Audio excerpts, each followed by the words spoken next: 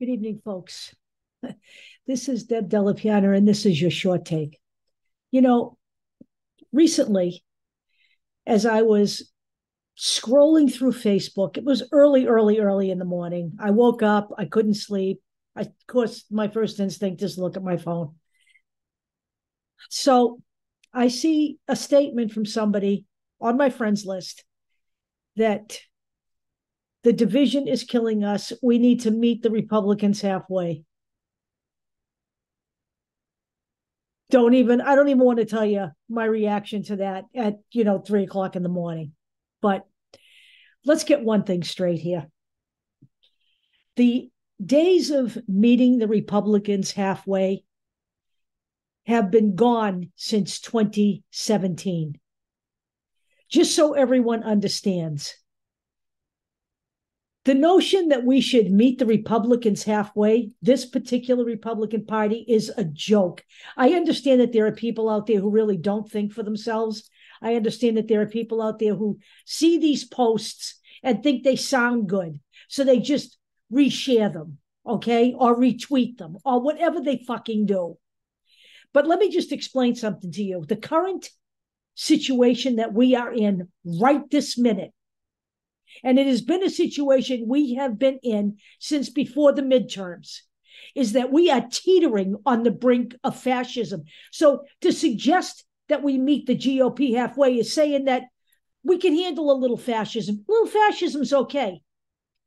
Does anybody look at history? Did anybody look at 1930 Germany and see what was going on then? The demonization of groups of people, just like now. Women, lesbians, gays, transgender, people of color, Native Americans, immigrants, all the same shit. All the same shit that happened.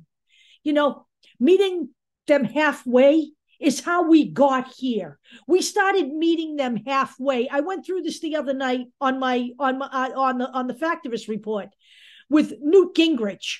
We met them halfway all the way through.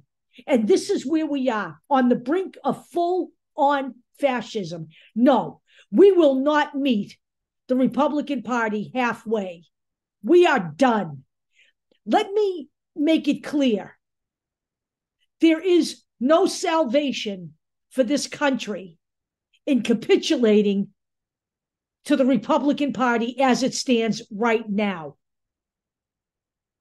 Understand where we are in history. The front runner in the Republican Party for the 2024 presidency is a convicted sexual predator. He lost his case. He is an official sexual predator. He doesn't have to register because it was a civil case, but he is an official sexual predator. He has 25 other women with credible accusations against him. His company has been found guilty of fraud. He is now facing allegations in New York for just those things. He himself, not just his company now, him, for the Stormy Daniels thing. He is under investigation for stealing classified documents. He is under investigation for inciting an insurrection. Are the people who are suggesting we meet these people halfway forgetting what happened on January 6, 2021? 5 people died there. 5 people died there. Just in case you need to be reminded, I'll put all of the videos in from that insurrection so you understand what happened. This is what you are suggesting, that we meet halfway.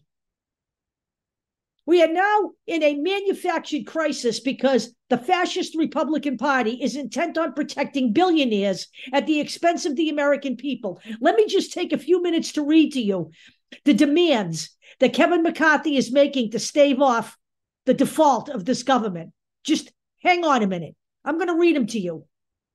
Eliminate Pell Grants for 80,000 students and reduce grant funding for millions of others. Remove access to Head Start programs and childcare to 300,000 children.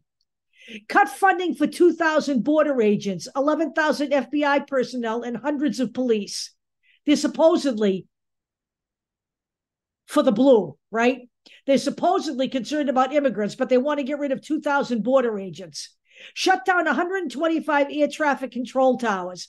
Now, just reminder to all the people who travel for business, that is going to mean longer wait times through airport security. Evict hundreds of thousands of families, veterans, seniors, and people with disabilities from Section 8 housing. Impose work requirements for social programs. Block Biden's student debt relief plan. Repeal money for the IRS. You know why they want to repeal money for the IRS? Because all their wealthy benefactors will get out of paying. They're telling you, of course, that they're hiring additional IRS agents to come after middle-class people. That's not why they're hiring IRS agents. That's a lie. The Republicans lie all day and all night long. Remove Biden's environmental protections, including nearly wiping out all of Biden's clean tax credits, and reduce access to veterans' care and increased wait times of veterans receiving benefits. What the Republican Party is doing is holding the American people hostage, the average American person hostage, for the benefit of their wealthy friends. Because when Joe Biden suggested they could repeal the tax breaks for billionaires, they refused to do so. You know, I'm not just talking to people on the left. There aren't just people on the left who are poor and on welfare and on food stamps. There are plenty of poor white right-wingers too, because they come from the South, and I know there are plenty of poor right-wingers down there. If you're a Donald Trump supporter and you're living in a trailer park or you're living in Section 8 housing right now, these people are doing nothing for you. But these are Donald Trump's followers. Donald Trump would not allow you in Mar-a-Lago. All he cares about is your goddamn vote. We will not negotiate with terrorists. And the Republican Party, as it stands right now in 2023, is a terrorist organization. They have marauded their way across the country, you know, victimizing transgender people, people of color, poor people, immigrants. Marjorie Taylor Greene wants to impeach one of the prosecutors in Washington, D.C., because he has prosecuted insurrectionists after January 6th. Get a clue, people. We will not meet the fucking Republican Party halfway. It is unacceptable. And I'm pretty sure the person that made this suggestion that I found on my Facebook timeline is not rolling in dough. No, I'm sorry, folks. The division is not killing this country. What is killing this country are the same people that are killing democracy, and that's the GOP. Carrie Lake is out there saying that Donald Trump is so strong, he doesn't even need a vice president. She's essentially saying we should anoint him king. Let me give you a tip. Somebody said to me, well, what's the end game if we don't negotiate? The end game? This is fucking simple. I don't know how to say this any more simply than I already have. The Democrats need to show up in force in the polling booths come November 2024 and vote these fuckers out. Simple. Is that too much to ask of you? I'm not asking you to pick up arms and go to war with the freaking right-wingers. What I'm asking you to do is vote. You vote these people out and you don't let them back in. That's a one-shot deal.